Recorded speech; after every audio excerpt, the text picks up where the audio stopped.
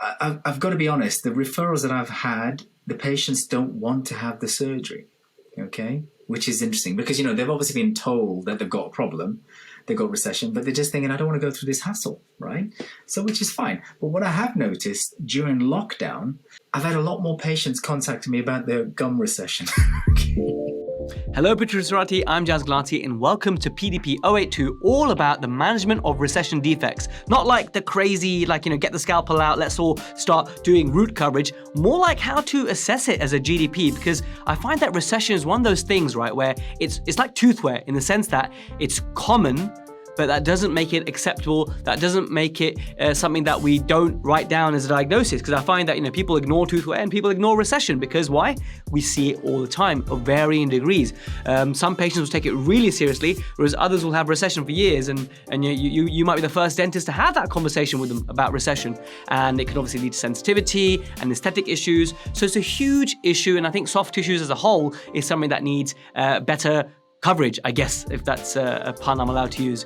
This episode, I'm joined by Amit Patel, who is I want to say youthful. Like, this guy has got a baby face, right? And he's such a good guy. He's one of the nicest guys in dentistry, very knowledgeable, and he's been on the lecture circuit for years and years and years, although you wouldn't tell from his face. Like I said, he's a baby face. He's going to talk all about how he assesses as a periodontist specialist the tissues and how he manages the cases that get referred to him with recession. And it's amazing how a lot of these cases, he's just reassuring patients. He's not actually picking up a scalpel. And it's great to know when we can reassure patients and how far we can go with that versus when we actually kind of need to intervene or refer so that the situation doesn't get out of hand. So we cover all those things, including prognoses. At the beginning, we also cover the journey, like Amit Patel's journey. And it's another example of how and why you don't need to have everything figured out straight away. Sometimes things happen, signs come your way, you meet people, mentors, and that leads you to a certain path. So I hope you enjoyed this episode all about recession as a GDP with Amit Patel. Oh, I almost forgot the protrusive dental pearl. So on the theme of recession coverage, I guess, which is bloody, I'm gonna give you a bloody pearl, okay? The bloody pearl is if you've got a bleeder, right? What I mean by a bleeder is if you've got someone carried out an extraction and they're not settling and they're bleeding profusely, okay? Here's a little trick, okay? You get the nurse to boil the kettle and you're gonna make a cup of tea, okay? Except you're not gonna drink this cup of tea, you're gonna pull out this hot tea bag, okay? And you're gonna put it on the socket, okay? This works wonders, okay? This is something I got taught as a student on an oral surgery seminar, and it's always stuck with me, and I saw it recently again on a Facebook group where someone was talking about this trick. I was like, yeah, that's an amazing trick. So if you're ever stuck, okay, then just remember, time for a cup of tea. Let's join Amit Patel, and I'll catch you in the outro. Everyone knows you in the UK, right? And I don't know if you know this or not, but you were for me, the poster boy for Perio chip, right? Like, I'd open my cupboard and I see a poster of you. I see you with your little mop. I'd be like, 5mm pocket, think Perio chip. And you were in that white shirt and the hair and stuff. So that's why I think everyone in the UK knows you. But for those who don't know who you are, can you tell us a little about yourself, Amit? Thanks for that, Jess. Well, I'm a specialist in periodontics, and I'm from London originally.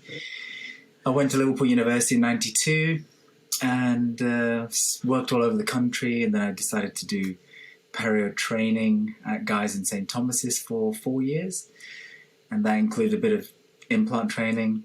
And then again, I worked all over the country until I moved to Birmingham and started my own little practice here in the city centre. Birmingham Dental Specialists, and it was going really well until 2020. So, because we were going to expand, but now we just have to wait a little bit longer before we do that. Well, it's hit us all hard, and I hope things pick up for you again. I mean, you totally deserve that. But how soon did you know after qualifying that you wanted to pursue Perio? Oh, now that's a good question, Jas. That's a really good question. Let me tell you a secret. So I'm not the best student in the world. I'm really bad. I would have left school at 16, become a plumber or join the military or something, and just, been quite happy. But my mates went off to to do the A levels. So I thought, I'll tag along. And then I went to a careers day. The teacher said, look, you're good at woodwork, maybe you should be a dentist. And I'm like, okay, fine, that's what I was going to do. So then the problem was, I went for my interviews, and I didn't get placed because my interviews were so bad because they kept asking me why you want to be a dentist. I didn't have an answer. Then I failed my A-levels because I wasn't the best student in the world. I had to resit. And then I went again when it came to my university interviews. I went back to some of the universities and they rejected me. And the only place that was going to offer me a place was Liverpool. That was the last place, the last interview. And they sort of said, we suppose we have to offer you a place because you haven't been given any offers. And I'm like, yes, please. That was it. And they gave me back then it was three Bs for the resits, but before the resits it was a B and 2C, so it was a bit easier to get in then. At that time I did pass my A-levels and then went to Liverpool. So the question you asked was how did I want to do Perio? No. But after admitting that you weren't the best student, after saying that you weren't the best student, and then you end up doing a whole Perio program, what was that about? Yeah, so the thing is, again, it goes back to, I realized when I went to Liverpool, within the first term, we did an operative tech, op tech, and I realized I can't do this the rest of my life, drilling and filling. I was like, this is really not going to be for me. And but I'd committed myself to the 5 years, and I was having a good time at university, so I wasn't going to walk away from it. So I carried on, just scraped through. I wasn't the best student. It wasn't, I wasn't liked very much, but and then in fourth year we were doing a week at a hospital called Walton, and I turned up on a Monday morning, and these dentists were doing head and neck cancer operations, and I'm like, what is this, right? And then they said, yes, we're dentists, but we're also doctors. And I'm like, okay. So then what was really good about that week was, because I was really enjoying it and really enthusiastic, they kept dragging me back in to do zygomas and all this stuff. They let me do lots of stuff, plating and all this sort of stuff as an undergrad. And I thought, right, I'm going to do medicine, right? So then the plan was that I was going to go and do medicine after I qualified. And I got my house officer's job, SHO jobs, MFDS, and then I also applied to medical school. And I got into a 3-year medical course at Leeds. So so that was good. So I mean, I'm not my own trumpet or whatever, but I do feel quite fortunate that I got that place, especially a short course, and then I also could make an informed decision that maybe this isn't the career for me. Do you know what I mean? And I think a lot of people who do Max Fax, I'm not criticizing their career choices, but how many of them actually go on and do head and neck cancer surgery? Most of them will become GPs. When you look at the questionnaires and all the studies that have been published on the doubly qualified clinicians, what do they end up becoming? It's rare, it's not all of them will become Max Fax surgeons. So that's a very, very good point for anyone thinking about doing medicine after dentistry. I think you raised a good point there. Yeah, I mean, it's, because you look at majority of them, they're either GPs or they go off and do ENT or plastics. It's like, well, so... Other specialties, skin or whatever. Well, exactly, yeah. So, like I know here in Birmingham, I've met a Max Fax guy and he's an anaesthetist. It's like, you're actually a dentist. So, did they dislike dentistry that much? I didn't really dislike it. But what I learned was, because I did VT for 1 year, and what I realized there, I started to enjoy just talking to patients, having a laugh and stuff like that. So I just realized it wasn't, I could have done anything, because in VT I did, we spent 1 day with an endodontist in Manchester, David Cohen, and he works with a guy called Phil Green, who's a periodontist. And David Cohen was just so enthusiastic about endos, and I was like, I could do this, because I realized that I only need to be around somebody who's got so much energy, and I think, right, I could do that. And I mean, it's really sad, for example, I am digressing quite a bit, but I went to a lecture in London a few years ago with a guy called Frank Spear. He came and he gave a lecture, and I just sat there and I thought, if I'd met him 20 years ago, I would have done his course, and I would have been, a restorative specialist or something like that. Do you know what I mean? And so it just depends on who I was. Frank Spear is like, God status in this podcast. But you see, I'd never heard of him until then.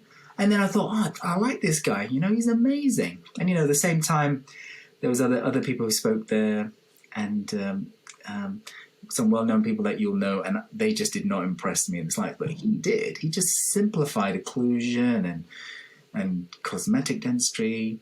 And there's all these other people talking about it in a very complicated way. And I thought, no, but he was very good. And maybe because he had age on his side, and, he wasn't, hadn't got anything to prove or something like that. But it was good. But going back to the reason why I did Perio, so I met this endodontist, and then they took me out for dinner, the endodontist and periodontist, and they sort of said, right, I'm not sure. I think I'm going to become a specialist, because at that point, the specialist training pathways were put forwards, and the register was already set up at that point, just like a year before.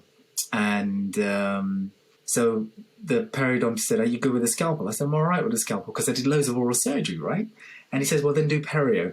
And that was the only reason why I did Perio. No other reason. So then I rocked up at Guy's in St. Thomas's for my interview. And like I said to you before, my interviews are really bad, right? And that was one of my worst interviews ever. So my CV said, Max Fax SHO here, there, wherever, and he'd done this publications and all this sort of rubbish. And a restorative guy there, I'm not going to mention his name, who I dislike quite strongly. And he knows how I feel about him because I've had a conversation with him. Maybe it's the same guy I dislike, actually. We'll have to chat about, we'll have a little chat about who that is after the podcast ends to see if it's a mutual person that we dislike. He's a very prominent individual, and he will now walk the opposite way because he knows I'm not going to take any conversation from him. But so he sort of said, so your CV says you should be doing Max Fax. And I'm like, yes. But I'm making an informed decision because I said, I really enjoy dentistry. And he just wouldn't give it in. And I wanted to turn around and say, do you realize that I have a place at medical school and you never did? So, but I had to keep my mouth shut. You know what I mean? Which is, but anyway, fortunately, they did turn around. I mean, the head of the department turned around and says, essentially, we're going to offer you a place because you're the only British candidate. And so I got in. Otherwise, there's no way on this planet I'd get in today.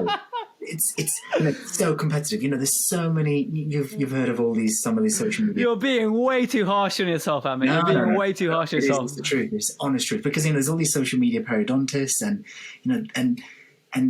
they have worked very hard. They're very, very academic and they've got there because, they've ticked all the right boxes. There's no way, if I applied against them, I would get in. You know what I mean? But what's funny is that someone will ask me saying, you must have been an A-star student or whatever it is. And I'm like, no, really, I just scraped through, And it's a really, really bad story because essentially when I did the first year, so I deferred medicine for 1 year, really. And that was just because I was trying to play the odds, And I did the first year, and we were just cleaning teeth, and I was thinking, what am I doing this for another 4 years? So then a really good lecturer, his name is Dr. Siddy, Alan Siddy, he works on Portland Place in central London. And I just said to him, listen, I'm thinking about dropping this course and going back to Leeds and to finish just doing medicine and doing Max Fax. And he goes, listen, Amit, come to my practice and see what I do. So I just rocked up at his practice on a Monday morning, and it was so good. He sort of, yes, we clean teeth, but he showed me bilateral sinus lifts, and he let me, assist in them quite significantly more than, as in I would do the lifts, and he'd do block grafts and all this sort of stuff. He did so much in that day, and I thought, actually, this is really good. This is lots of surgery that would keep me interested. And then I just turned down the place at medical school and carried on with Perio, really. And I've never regretted it. I've really enjoyed it. And what I've learned... That's really cool that is it Alan Siddy that he almost took you under his wing, right? He almost took you under his wing, and he, if it wasn't for him, you may have dropped out that Perio program. So I think sometimes to identify these individuals in your career trajectory, whatever you end up doing, and they sort of swing you, and they take you, and they really change the course of your career. So I think it's great that you've identified someone like that, and it's great that he's part of your story. Yeah, he was, he's such a good friend, and, I always used to ask him for advice and stuff. And whenever, if I'm in London, I'll go and knock on his door. I just love hanging around with him because, again, he was just enthusiastic, but he helped me make a good decision. It wasn't because, for example, if I was I'm 48 years old now, right? I'm 49, going to be 49 soon. But essentially, I would be a maxillofacial consultant at this age, right? And I would have probably been a consultant by the age of 44. And, I would have been anywhere in the country. And then I'd be working within the NHS constraints because essentially you can't have so many specialties doing head and neck cancer. You can't have plastics, ENT, and Max Fax in the same hospital doing the same sort of surgery. So, the funding is reduced. So it's like you're so highly trained. And then I might be just taking out wisdom teeth or fixing fractured jaws, which is not an issue, but, I'm really happy. And actually what's been good, talking about, people who've, helped me, guide me in a really good way, because there's another individual. So when I came to Birmingham, Prof. Chappell, Ian Chappell, offered me a job working there because I had no work, just trying to, but Birmingham is very NHS. There's very few specialists here, to be honest. There's only 3 periodontists in the city. And you can see why, because most of the specialty trainings are in London, so you're going to build a network there and you'd stay there. And so Prof. Chappell, who is just an exceptional individual, 2 years ago he won the Best Scientist Award in the world. That's pretty impressive, you know what I mean? And so he's phenomenal. Taken me under his wing, and he sort of let me do what I want. And he sort of, because of him, I've been able to get onto the international circuit, lecturing circuit, because he's part of the EFP, the European Federation of Perio, and I've lectured twice at Perio, where we get like 14,000 people at that event once every 3 years. So it's because of him that, maybe, my name's a little bit more prominent, I'd say. Yeah.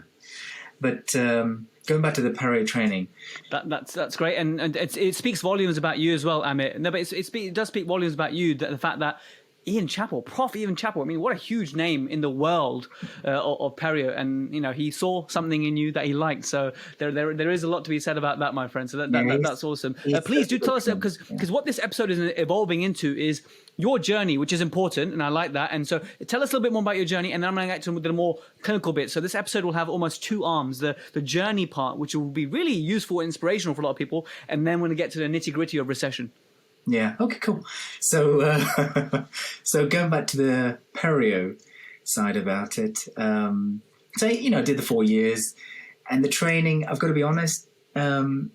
The training within the UK, maybe it's changed now. I don't know, but it was quite limited in my mind. Because I looked at you look at all the colleagues around the world doing so much more, and it was very limited. I'm not sure why it was limited, but in 4 years I placed only 13 implants, and that's not very good for someone who's coming as a specialist, you see. So obviously when I came out, I knew my limitations. I didn't, just because I had the word specialist didn't mean I was going to be, thinking I'm the best, and that's, and it's still not the case.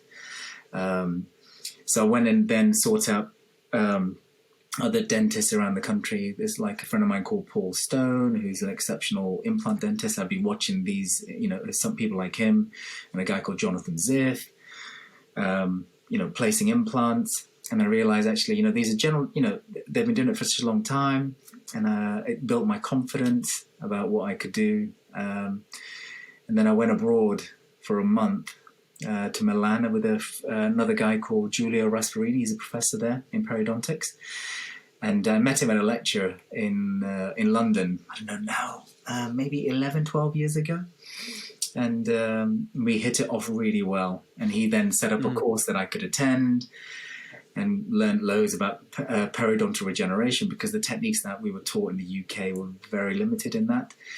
And the surgical aspects of periodontal regeneration have changed massively in the last 10 years, 10, 15 years. So I spent 4 weeks with him, and became part of his research group for a bit. So and that network then allowed me to. You doing research, Amit? Sounds very studious to me. Yeah, it's not. It's not. They give you products to use, and you have to then, take the correct measurements, correct photographs, the correct surgical techniques, and then they'll be publishing that within a year or something like that. Yeah. So, yeah, I still do some of that also within the practice with companies like Geekiest. And I'm actually in the middle of doing one now, but obviously the whole COVID situation made that slowed it down significantly. But I'm going to get my friend Giulio Rasparini and his team involved in that as well now. I was working with that with a professor in Bern, but things are just complicated now. So it's been good. It's been good actually. I've met some really lovely people on my journey. I mean, should we dive into the recession aspects? Actually, can I digress again? So is that okay? Yeah, of course. So going back to my my journey, as you put it, one of the things, because essentially, when a dentist meets me, they'll say, well, I've had a few dentists especially when they're a bit drunk, would turn around and say, how's it going with the cleaning of your teeth? And I'm like, it's going fine. And but it doesn't bother me in the slightest, right? Because I do see myself as a glorified hygienist. I have no insecurity about what I have done, right? I don't care about anybody else, really. Okay, but so going back to, so when I lecture, I sort of say I'm a glorified hygienist. It's not an issue, right? I'm quite content with what I do.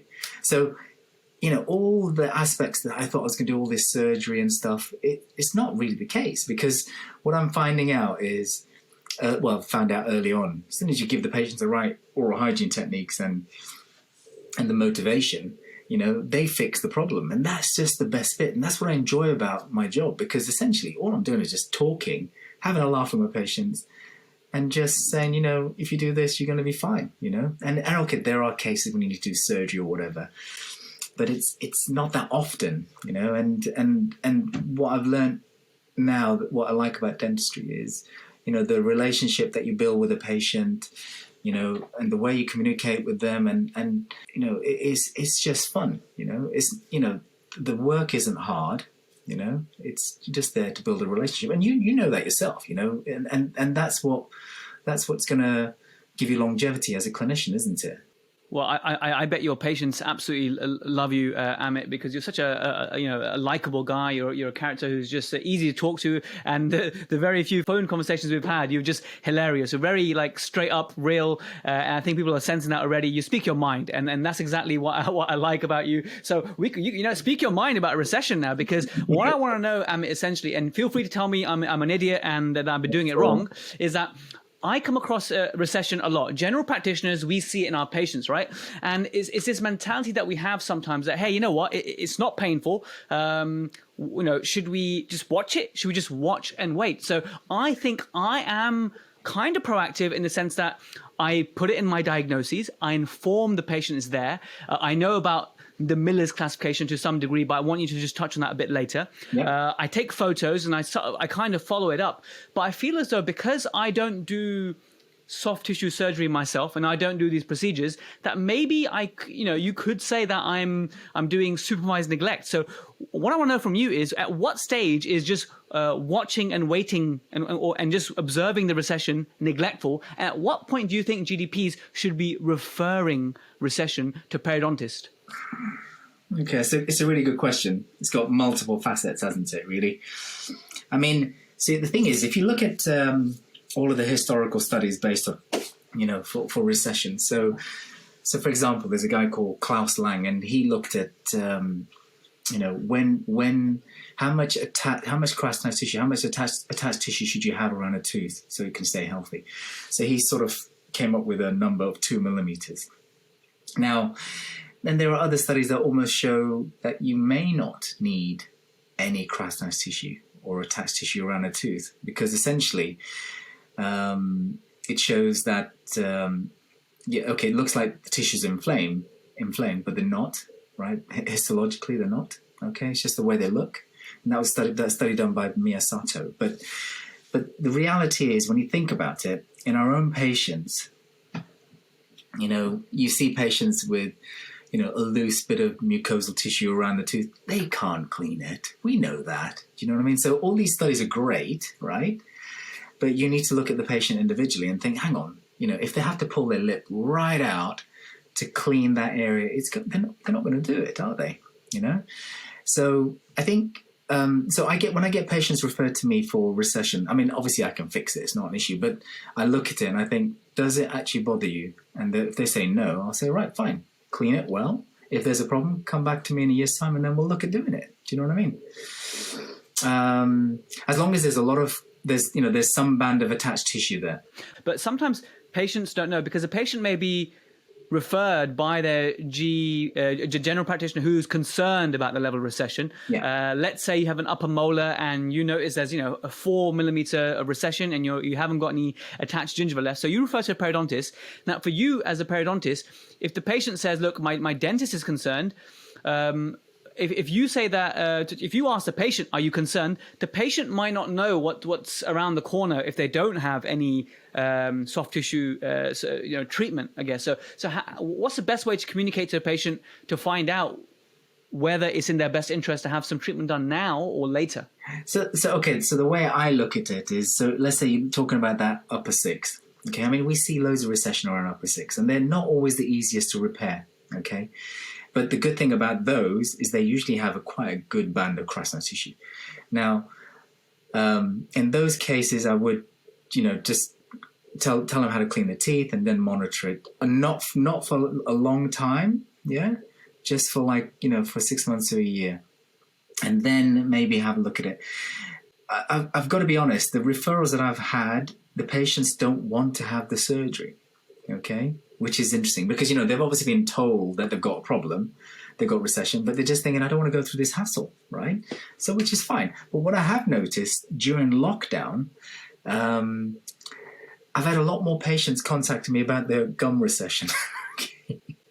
and it's interesting because I'll say to them, if it doesn't cause you a problem, wow, that's cool, leave it alone. But I think it's only because they're looking at themselves on these sort of platforms, right? And I've done far more mucogingival surgeries in the last 6 months than I have done, all last year, right? And there's multiple, especially the ones here, okay, in the low anterior region. And I think, and what's interesting is, I'm very honest with my patients. I'll say to them, listen, you're going to have a lot of bruising, a lot of swelling after this. You won't be able to eat hard foods or brush that area for at least 3 weeks because we don't want the gums to be, to be pushed down. And, that's not a pleasant thing to go through for 3 weeks, right? But now all the patients are quite keen to go ahead with it. But I'm going back to the question you sort of said, how does a GDP sort of explain to the patient that this could cause a problem? About the urgency of it. Yeah, I don't know how to word that, to be honest. Because the thing is, all around the world... I mean, am I carrying out supervised neglect, basically? Because a lot of times no, I say what you say. I say, does it hurt? And they say, no. I say, is it getting worse? No, but it's significant and it's obvious. And I'm just thinking sometimes, gosh, should I be referring more of these people to a periodontist? And I offer the referral, but a lot of people can we just watch it? And I say, yeah, I guess we could. But is there a point? Would you say there's a clinical point at which, is there a number, like a X millimeters of recession or whatever, at which point we should be a little bit more proactive? Is there anything like that? No, I've got to be perfectly honest with you. So there isn't, because as long as you use the classification. So, I mean, I have had patients where we've got 8 millimeters recession in the lower anterior, okay?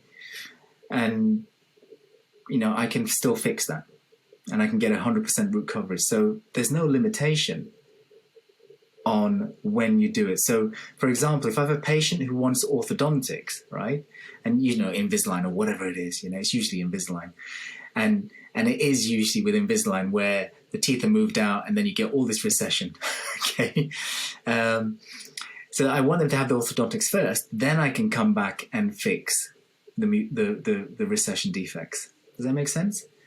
It's I can do, you can do stuff. That's good. That's good to know, actually. Yeah, you can do stuff like, you can reshape the enamel and the root surfaces in such a way that they bring them back a little bit. So then you can put a big chunk of connective tissue graft there, and it works really, really well. What I have had recently. You touched on the classification. Just give us a guide about these. Just tell us about the classification. Just educate us about the classification for those listening. We're talking about Miller's here, right? Yeah, I guess. Well, there's lots of classifications now. That's we as dentists love multiple classifications. You look at a furcation classification, and you and I will use the Hamp et al. Classification, which has been around for like so many years, and that's simple. You go in through less than a third, or less than 2, all the way through, and through is 3, and then anything that in between is 2. But there's multiple versions of it with different people with their classifications. So Miller is the first one, and I like using that, right? There are newer versions, and I'm quite content with PD Miller's classification. And essentially, what he says is, if you've got proximal bone in between the teeth, in between the roots, and if that's higher than the recession, then you're going to get coverage to that point. Does that make sense? Because you're getting blood supply from the peaks of the bone. So if you've got a tooth and you've got recession in the mid of the tooth, but the bone peaks are higher than that, you'll be able to achieve 100% root coverage. Does that make sense? Okay, and that's a Miller Class 1, a Miller Class 2. Yeah, it makes perfect sense. I think that's described quite well. Mm-hmm. And a Miller Class 2 essentially is the recession defect that has gone beyond the mucogingival junction, which is where the crystalline tissue is, and then you've got the loose mucosal tissue. And then as long as you've got no bone loss, then you can get 100% root coverage. A Miller Class 3, where you've got some bone loss between the teeth. 100%. Yeah. And I'll tell you why, actually. In a Miller Class 3, you got bone loss, and essentially you'll only be able to, if you've got 2 millimeters bone loss, you're only going to be able to achieve root coverage 2 millimeters below the cement enamel junction, so where the bone is. Does that make sense? So you'll still get exposed dentine, but you'll get attached tissue in that area. And a Miller Class 4 is technically periodontal disease, because you've got recession that is the bone is below the level of the recession, so essentially you've got a pocket. Tell us about why we can get 100%, and then I'm going to tell you about a scenario with a patient I had, actually. Okay, so let me explain this to you, actually, because going back to Giulio Rasparini and some of these Italians, their techniques have they've pushed the boundaries. They understand the anatomy of the tissues and the tissue planes, and they understand what they're trying to achieve, right? So I'm technically I'm a reformed oral surgeon. That's my friends call me. I'm a reformed oral surgeon. So when we were ever trying to close a flap and we couldn't get closure, we'd just make a cut in the periosteum, right? Okay, and then you just keep slashing the hell out of it until you get closure. Would you agree? That's what you're taught at university, right? Now, The problem with that is you're making a cut that's into muscle. And when you're cutting muscle, you're cutting nerves, you're cutting blood vessels, and that's why patients get tons of bruising and swelling, right? So that's what I would do on a regular basis, because that's what I was taught. And even when I was doing my perio training, that's what I was taught, right?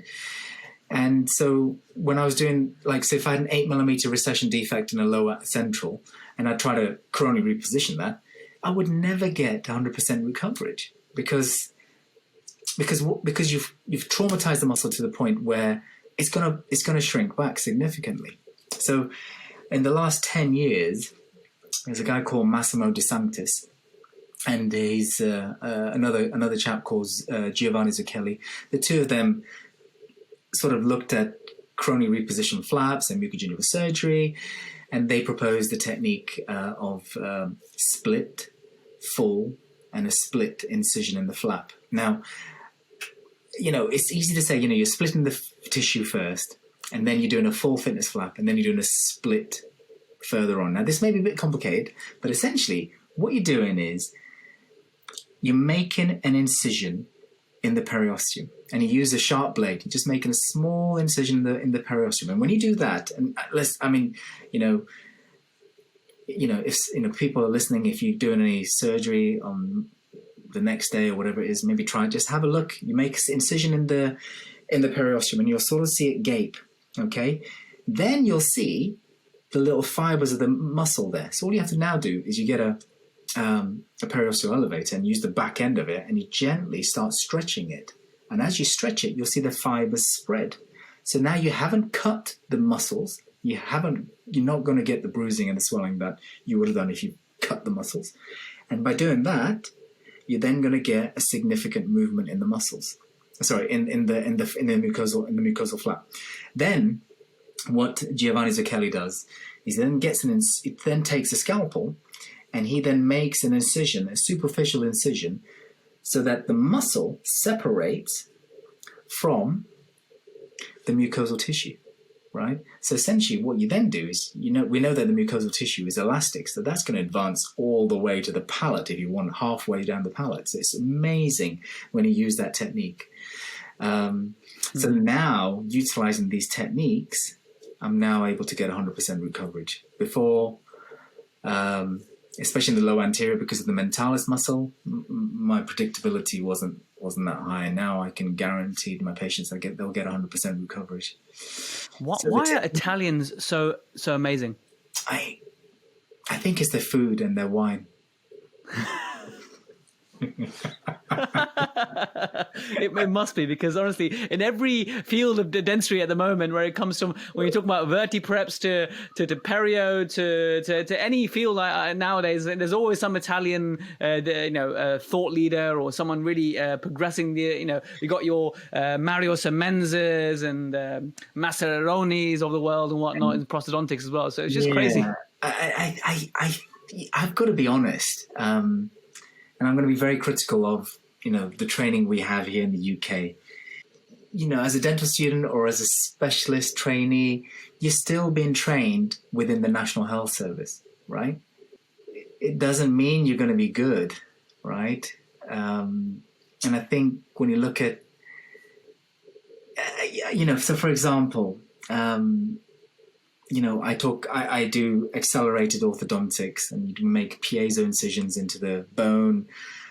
We have patients whose teeth will move. If you have orthodontics, which could take 2 years, it can do it in 6 months, So you and I know, majority of people around the world have this done, right? But here in the UK, your people will turn around and say, well, the evidence is very weak. But you're choosing to find evidence to say that, and it's like, but the truth is, if you look at the evidence as well for it, it's very, very good,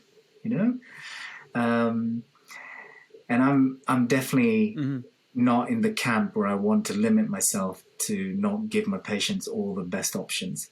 So I think when you look at the Italians, I think their litigation rate is significantly low. The patients trust their dentists massively, and they just push the boundaries. And and if it wasn't for people like the Italians or some of the there's another guy called István Urban, he's a Hungarian, all these people pushing the boundaries, we wouldn't be using these new techniques, but yet people are bringing them here going, oh, look what I can do. And actually it was done about 10-15 years ago.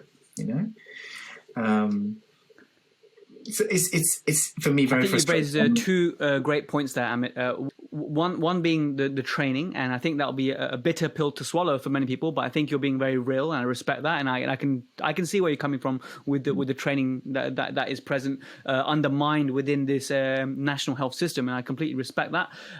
But the other thing is that dentists in other countries where they're less regulated, they can be, and I don't want to use this term, but I will, a bit more gung-ho, but I mean that in the sincerest way, right? Yeah. They can do something wanting to do the best for their patient, but not worrying about, but if it goes wrong, then this is the end of my career. They can do something to advance science, advance dentistry, and for the benefit of that patient without worrying about the potential repercussions. So, for example, when I moved to Singapore, I did feel as though this massive weight had been lifted over my shoulders, and I can just push my own boundaries a little bit. So wisdom teeth for me, surgicals, I gained so much more confidence because I wasn't, it's like I broke away from the shackles of the GDC for that time, which is, I think is, wow, I didn't, you really raised a great point there. No, but that's it. See, this is the problem, there's is it Frank Herbert? He wrote the book Dune. I've read that. And the most important thing that was good in that book was, fear is the mind killer, right?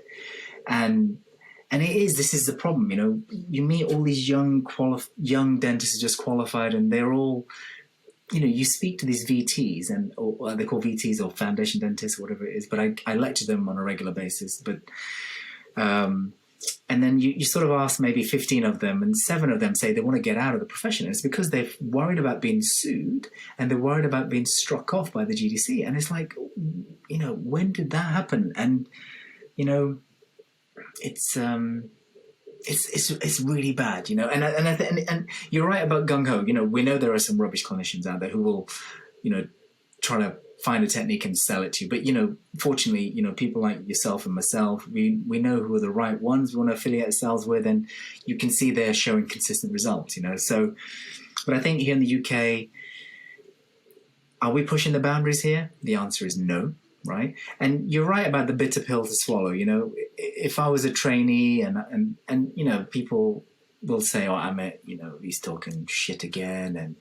But you know what? I don't care, because I did the same thing, and I saw the limitations. Now, the problem is they need to justify their what they're doing. I never had to do it. I've just been plodding along. I mean, if I had a real plan, I would have taken over the whole world. Do you know what I mean? But I'm just like, yeah, I'll just give this a go. I'll do this, whatever.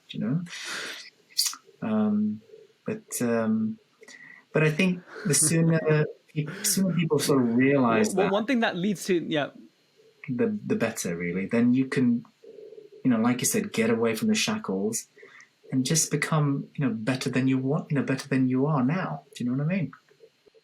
That's fantastic. And what I want to know now is it leads very nicely to GDPs now doing soft tissue surgery, perhaps to do some recession coverage. So I know that in other countries, GDPs have been upskilled to do soft tissue surgery, whereas in the UK, because of all the things that we said about litigation and stuff, in fact, I'm not going to name him, but this fantastic, truly brilliant dentist in Yorkshire, I believe he unfortunately had a GDC hearing about a Perio surgical case that he was doing, actually, and it was so sad to see that he was going through it, because he was truly remarkable GDP. But then you may know who I'm thinking of. We'll chat at the end about who this person is. Really great dentist, and then unfortunately he fell short because he wasn't a specialist.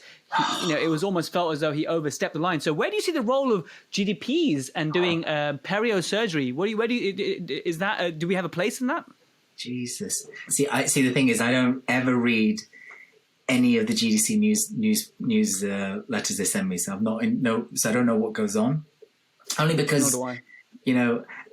but it's just not, But so when I'm teaching, I teach GDPs on how to do root coverage, and do many of them go and do it? No, right?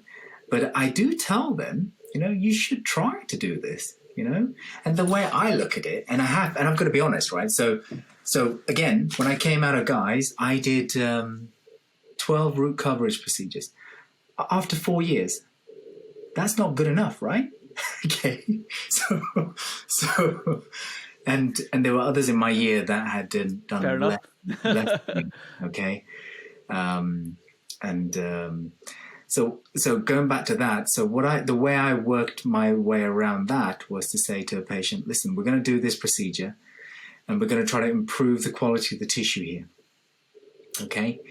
And so that, it'll be easier to brush. And that's essentially what we're trying to do, right?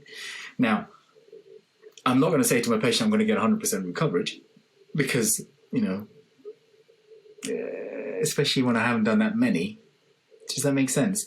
And, even now when I'm talking to my own patients, I say, I say the same thing. I say, we're going to try to improve the quality of tissue, and we're going to try to cover as much as we can and see what happens, And it just, I want to play down my patients' expectations. But if I can then do better, then it's sorted. But that's a real shame about this individual, because I do think dentists should do it, right? Because if you think about this, dentists are replacing implants, right? They're doing a surgical procedure. And they're doing something that's even more complicated. Well, not really, but it's still complicated. So why not try to use these techniques as well? Do you know what I mean? But don't and the way I also, when I'm explaining to the delegates who are on the courses, I say to them, do on a case where it's not an aesthetic issue, so it's only going to get better. So when you're doing these sort of root coverage procedures, one of the most important thing is you can't technically mess it up, okay? Because you're putting soft tissue on the gum next to the tooth, and if you cover it up nicely, it should work. And if it doesn't, if you get some shrinkage of the flap, you're still going to get more root coverage than you had before. Does that make sense? So that sort of gave me confidence to think, okay, I can do more of these. And when I was doing these at the beginning, even up to 5 years ago, I'd be charging a couple £100 to do a 2-hour procedure or 3-hour procedure, And even now, when I see patients that I want to do it on, I'm going to charge them like the same price because I really want to do it, It's not a massive issue. I just like keeping my skill set up, really. Yeah, so going back to the case, sorry, I do think dentists should be doing these sort of procedures, really. I mean, within their remit, if they're doing recession from 6 to 6, then maybe you should get a little bit more experience in it. But if you're doing the odd one, it's not an issue, especially if it's part of a cosmetic case. If you've got, how many dentists are doing crown lengthening, right? So if you're doing crown lengthening, then you could do some root coverage procedures. And actually, the way I look at it is, when I went to university in 1992, dentists came out when they qualified back then. Before I did, they were doing perio surgery, they were doing free gingival grafts, they were doing, really difficult wisdom tooth. They're doing such complex restorative work, and now it's sort of almost limiting what a dentist can do, and that's a real shame, really. I think. Why spend 5 years at university when you could just do... Massive shame. Yeah, it is a real shame, yeah.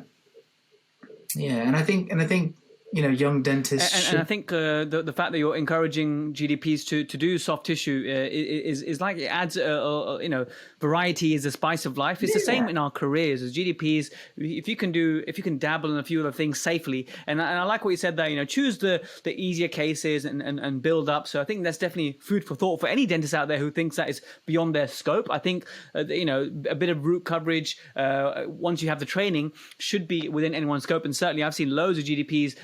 University of Facebook nowadays, sharing their cases, which is the beauty of social media. We get to see humble GDPs and specialists and whatnot share their cases, and we get inspired from what other GDPs are doing, especially in other countries. So I think we can definitely take a leaf from their book. But I want, because in the interest of time, two main questions left now. Two main questions. One is when you have that patient who's been referred to you, and you've had that sort of conversation, and the patient really doesn't want to have anything done because quite often they don't want to have anything done, right? Like you said, and you're happy to monitor it. What advice are you giving them to prevent their recession getting worse? What's the blanket advice that you would give? It would be really nice to know. Yeah, so that's just the same as everything in Perio for me. So, I'll be getting the patient to... So in my practice, I get my patient only to use an Oral-B electric toothbrush, okay, the circular-headed one.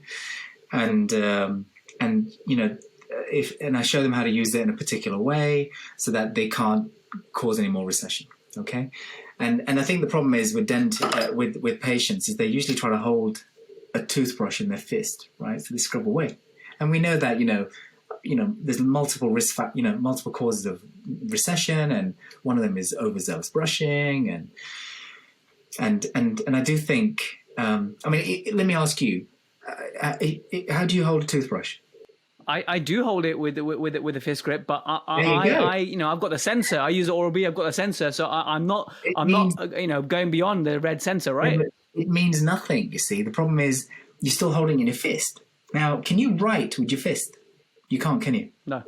So would you drill a tooth with your fist? You drill a tooth Definitely like not. this. You drill a tooth like this, don't you? And this is why I tell my patients when they brush their teeth that you do each tooth individually, painting each tooth where the gum line meets and thinking about exactly where each tooth meets. Does that make sense? And it's always a vertical action. And then you can use your left hand to get in the lingual aspects, whatever you need to, because then there's more dexterity. Does that make sense? And that's the most important thing. If the patient will use the oral be like toothbrush correctly, like a pencil, and paint each tooth individually, and that'll maintain everything. All my patients will use interdental brushes because when we look at all the evidence, which is now about 6 years, and I looked at all the systematic reviews, and they showed that essentially we should be using interdental brushes because we're not very good at flossing. And that's it, really. So if they do that, I can monitor it, take a nice photograph, see the patient 6 months or a year, and if nothing has changed, then we're good.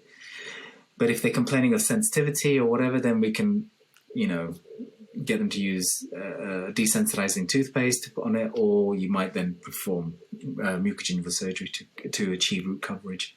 Brilliant.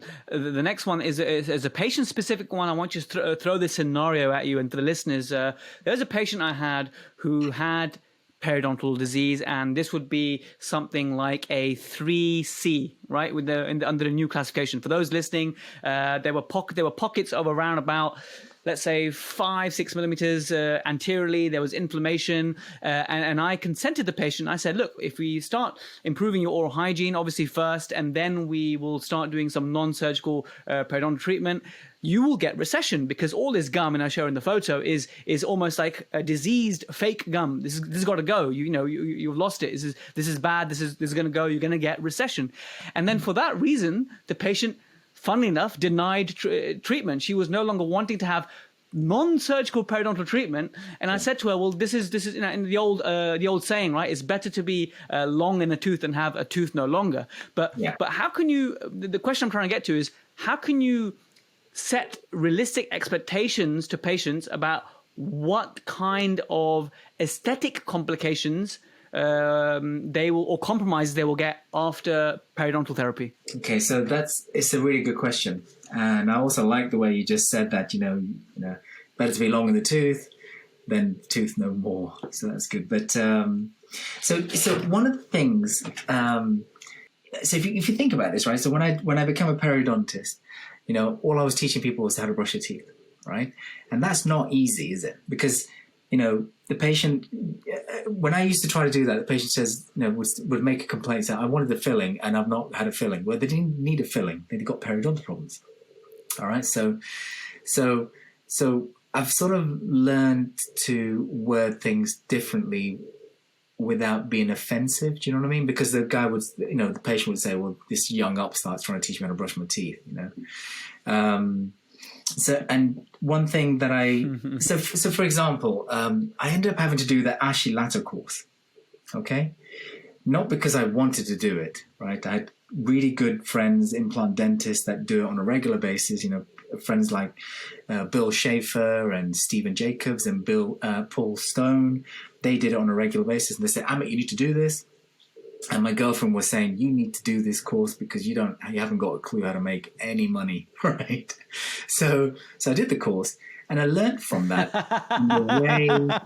in the way you need to communicate with the patient. But someone like you, Jas, right? You know how to communicate with the patient and get the best out of that patient. Do you know what I mean? Whereas I don't think many dentists understand that. So I obviously struggle. Debatable. I mean, it's very kind of you to say. I'm still always improving. Yeah, I think you do. I mean, when I've talked to you on the phone and just sensed, I can sense the way you are. But so for example, when I have a patient, they've been referred to me, and they have the same sort of problems as your patients have, and I've had patients like your patients who never come back and see me. All right. The most important thing here is that you've written your notes down and you've told them they've got a problem. That's it. You've done your job, right? So that's the most important thing, the take-home message for anybody listening to this. You've written your notes down, you've told them the score, and that's the end of it. You've told them there's, if you're going to have periodontal treatment, you're going to have increased recession, increased sensitivity to your teeth, and that's it. Now, going back to after Ashley Latter's course, what I learned was I had to find something positive to say about a patient. You see, the problem is, as dentists, when a patient comes and sees you, the first thing they'll say, "Oh, you're going to tell me I've got bad teeth. You'll tell me I eat too much chocolate," and then all the same old rubbish that we're supposed to talk about, right? And so when a patient comes and says to me, "Oh, you'll say that I drink too much," I say, "Listen, it doesn't have an impact on your periodontal problems. I'm not fussed, right? It's your decision, right? So that's fine, right?" The patient says to me, they smoke 20 a day. I say, "Well, let me just tell you once. I'm going to say once only. Smoke can increase your risk of periodontal problems, and even there's evidence shown that if you cut down, that improves things." And even if you decided to vape, you'd be able to give up. And I give them this spiel and I say, but it is your choice. I will still help you. Do you know what I mean? I think the more you inform the patient and treat them like a human being, then you'll have them on side. So when it comes to these cases where they've got huge amount of periodontal problems and you're going to cause massive aesthetic issues, and I do that to all my patients, right?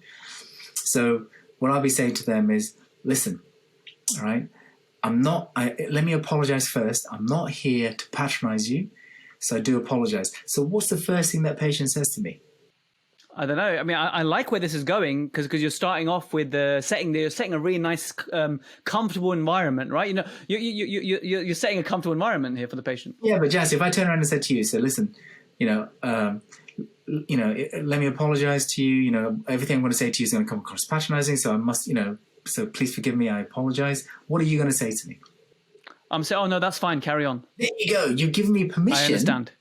You've given me permission, haven't you, now to almost go for the kill, right? And then I will say to my patients, we have... This is brilliant. I'm so glad you mentioned this because here's something that I do, Amit, and I think you'll like this a lot, actually, is when I see patients with suboptimal oral hygiene, right, and this is definitely something that we're both doing now, I realize, is you have to, if you keep banging on like a broken record, like, "Oh, you need to do this, you need to do that," it's too negative. So just like what you do, you say that's your way of getting permission. I'm very direct. I actually say, "Hey, can I have your permission to just show you a couple of areas where if we can improve, then I'll be so much happier and your gums will look amazing." That's what I say. I say, "Can I get your?" I literally say, "Can I get with your permission, with your kind permission, whatever?" And I show the mirror, and I find I get such better results when instead of saying, "Look, you need to brush back here," it's like, "Hey, would you like for me to show you? Can I get your permission?" And just like what you said, it's so much more powerful. It is, and this is one thing that works really well. So I mean, I'm not here to blow my own horn or trumpet or whatever, but essentially, so I mean, I have a referral practice, and my perio uptake is like 98%. Okay. Now, obviously, the dentist has done the hard job saying, "Listen, you need to see Amit. He's going to help you." And then I've had to, convert that. So it's obviously easier, right? So going back to the way I speak to my patients, I'll say, we have many patients like you, right, that have the same problem, and I've been able to help them. So you've been positive about it, right? Then I'll be saying, well, the only negative is, we have, because we essentially have this much pocket, right, and the gum is going to shrink back. So I'll say, you have a tent. If you have a tent standing on grass, the tent poles are much further down. We need to push the tent down. And they understand the concept of the disease that way. And then I'll say to them, so the negatives are that you'll get recession and you'll also have sensitive teeth. But the most important thing is you'll be able to keep your teeth for many years to come. So then you've been positive at it. You're ending it with a positive, right? And majority of my patients are really happy to have that done.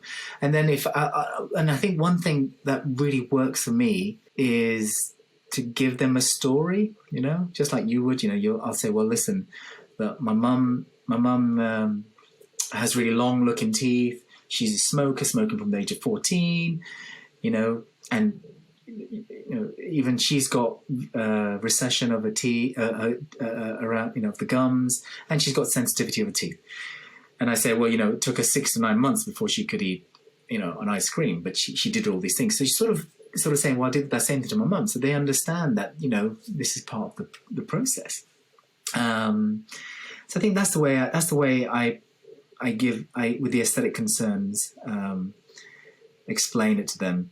And I always explain, look, our aim is to keep your teeth for many years to come. That's the main aim, and that's all they want to hear. And I think that works quite well. I mean, so if, for example, if aesthetics is a massive issue, I love that. They'll find out at a later date, because, I can show them photos of what it can look like, but I don't do that anymore at all. I just say, look, we can do this for you, and they'll go for it. But if aesthetics is an issue, you can make gingival veneers, to close up some of the gaps, and they work really well. The good ones are ones that are made by, it's a German material called Molplast. But Valplast is not a good material, or acrylic is not good. But here in the UK, I don't think there's anybody making them at this point in time anymore. But going back to Recession, what we can do now... That's a real shame. Yeah, it is a real shame, exactly, yes. It's so difficult to make and quite costly for the labs to make, and it wasn't profitable. So, but going back to Recession, so these kind of cases, they'll have loads of recession around all the teeth. What we now can do, because there's a lot of clinicians out there, so there's individuals like Pat Allen, and who else? Sophia Rocca, as well as Tony Sculian. These are all periodontists. So Sophia's from Paris, Tony's from Bern University, and Pat Allen's from Dallas, Texas. And essentially what you can do is you can utilize this thing called a Telm technique, all right? So where we are making an incision just in the gingival crevice around each of these teeth, and then you're sliding a connective tissue graft through all of them, or maybe another kind of material that you can buy off the shelf. And essentially, what you're doing is you're bulking the whole area up, and you suture it back up, and in time you get some creep back, right? Yes, you don't get pocket formation, but you get some creep back, and then the aesthetics improve a little bit, So I've done quite a few of those kind of cases, and the patients are really happy with those results. They still look like they've got periodontal problems, but they've got a lot more bulk of tissue, so there's less black triangles. So perio has changed quite significantly. Amazing. And it's going to change, because what's interesting is, again, talking about the Italians, they're utilizing these enamel matrix proteins. It's called Emdogain, and they're regenerating bone in areas where you think you could never do it. You'd be taking a tooth out and putting an implant in. But the techniques, there's a guy called Sandro Cortellini. He's exceptional, and again, he's going to be lecturing at the Congress, showing some cases where the teeth are like, there's nothing holding them in the mouth, but he's just splintered them, whacked in some materials, and it's just amazing. I'll send you that video. I'll send it to you via WeTransfer so you can watch it. It's amazing. Clinician. He's a good man as well. Again, through Ian. Well, if there's any resources you have to share, for the ADI or these future congresses and whatnot, stick them on. I'll put them on the Protrusive Dental community and on the website. But Amit, thanks so much for sharing in the first half your journey, because I think that's going to inspire a lot of young dentists who are thinking, should I specialize? Should I not? And I think they'll take a lot of encouragement to know that, hey, if they didn't finish at the top of their class at dental school, or they're just not sure, or they're not enjoying a certain part of that course, but the value of finding someone who can inspire you. And then, of course, we talked about the recession and the clinical bits. But then I think particularly what I think the listeners find valuable a lot of time is the communication gems. And I think the whole thing about asking for permission and remaining positive, especially in perio, when it comes to perio, where you're always, almost just blaming the patient, you try and be non-judgmental is going to be massive. So I think we've gained a lot from our chat today, Amit. So it's always a pleasure to speak to you. Any last words, my friend? The microphone is yours. One thing you just brought up is, should you become a specialist? And I've thought about this. So when I qualified in 2005, and I met all these implant dentists, and what I realized is you don't need to be a specialist. Yeah, so you look at you, right? For example, you're not, I don't know if you're going to be a specialist or whatever. It's fine, but you have such an interest within a certain aspect of dentistry. So people around you will refer you cases because they'll think, hang on, Jas can fix this, right? And I think that's what I learned when I qualified, is that if you are good at one aspect, and if you're in a nice area, dentists in the locality will think, hang on, this is the individual who'll know who can do it. You can have a special interest. So being a specialist, I don't think is the be-all and end-all, right? I think if you had a special interest in endo, perio, or restorative, you build up a portfolio of cases, you can send newsletters out to local dentists, give them lectures or whatever it is, and then slowly you'll get a referral base. And I think that is the future, really. I mean, I'm talking myself out of business, right? But end of the day, I think general dentists with an interest in something is a good thing.